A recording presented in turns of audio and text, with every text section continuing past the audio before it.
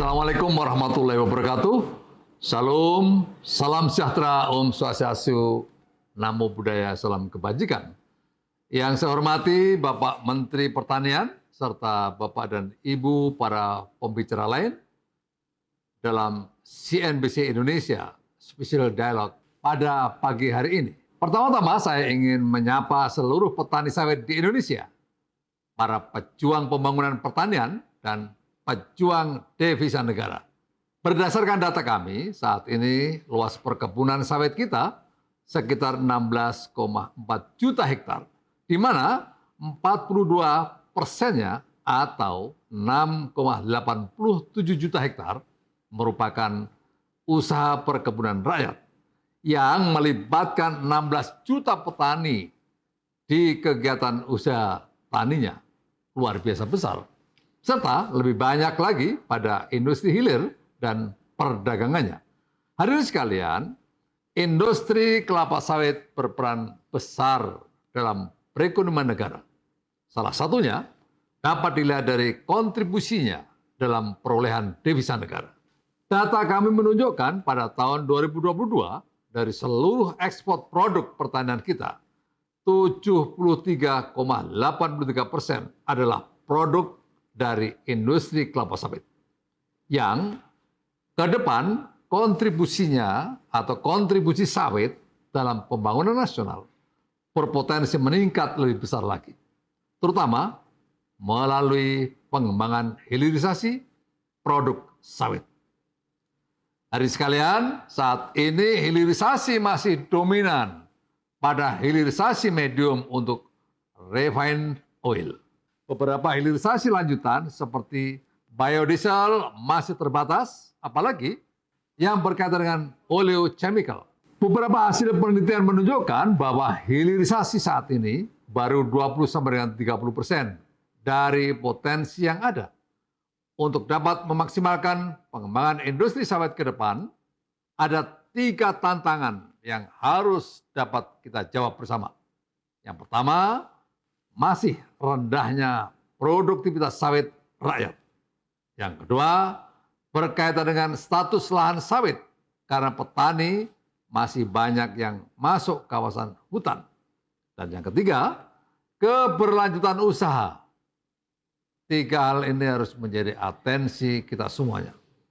Hadirin sekalian, produktivitas tandan buah segar sawit rakyat saat ini masih berkisar 0,6 sampai dengan 1,2 ton per hektar per bulannya, dengan kandungan CPO 2,8 sampai dengan 3,4 ton CPO per hektar per tahunnya. Sementara tandan buah segar kebun korporasi dapat mencapai 4,2 sampai dengan 4,5 ton CPO per hektar per tahunnya.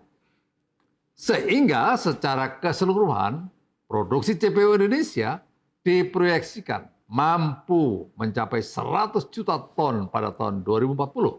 Sementara produksi nasional kita saat ini baru mencapai 46,9 juta ton. Untuk memacu peningkatan produktivitas rakyat, maka upaya utama yang perlu dilakukan adalah peremajaan tanaman yang sudah tua dan tidak produktif, atau lebih kita kenal dengan replanting. Hadirin sekalian, Bapak Presiden Joko Widodo memiliki perhatian khusus terhadap upaya ini dan mencanangkan program peremajaan sawit rakyat atau PSR. Namun, sampai dengan pertengahan 2023, capaian PSR baru 280.620 hektar atau baru 56% dari target tahap 1 seluas 500.000 hektar. Kendala terbesar untuk program peremajaan ini adalah masih banyaknya perkebunan sawit rakyat yang masuk kawasan hutan. Dan untuk menangani perkebunan dalam kawasan hutan, pemerintah telah membentuk Satgas Sawit. Satgas ini bertugas melakukan perbaikan serta pembaruan data, perbaikan tata kelola, dan melakukan verifikasi terhadap perizinan usaha sebagai bagian upaya dalam proses padu serasi menyelesaikan persoalan sawit dalam kawasan hutan, upaya perbaikan pendataan dan penyelesaian legalitas sawit dalam kawasan hutan, juga terkait dengan upaya menjamin keberlanjutan industri persawitan Indonesia ke depan yang ditandai dengan penerbitan Indonesia Sustainable Palm Oil dan Roundtable on Sustainable Palm Oil. Berdasarkan data yang kami miliki sejak kebijakan ISPO diberlakukan, perkebunan sawit milik rakyat yang sudah bersertifikat ISPO baru 0,33% atau setara 22.600 hektar. Sedangkan perkebunan sawit korporasi yang sudah bersertifikasi ISPO telah mencapai 4.049.254 hektar atau 43% dari total perkebunan sawit yang dikelola oleh korporasi. Hadirin sekalian yang saya hormati, selain beberapa upaya di atas, pemerintah juga melakukan penguatan hilirisasi. Salah satunya melalui program mandatory biodiesel yang telah dimulai sejak tahun 2015, mulai dari B15, B20, B30, dan saat ini menuju B35.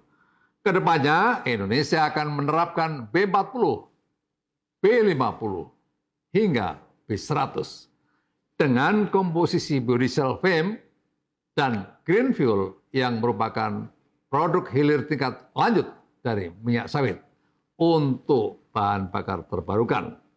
Selain itu, Indonesia juga berencana mengembangkan pelet kelapa sawit sebagai bahan bakar padat dari limbah. Upaya ini diharapkan dapat meningkatkan bauran energi terbarukan biomasa untuk mencapai target net zero emission pada tahun 2060. Hadirin sekalian, itu adalah beberapa hal yang sedang dan akan dilakukan oleh pemerintah dalam menata masa depan kelapa sawit Indonesia. Saya berharap acara CNBC Indonesia Special Dialogue pada hari ini dapat mengkritisi semua hal ini serta dapat menghasilkan usulan yang bernas untuk industri sawit Indonesia tentu yang lebih baik.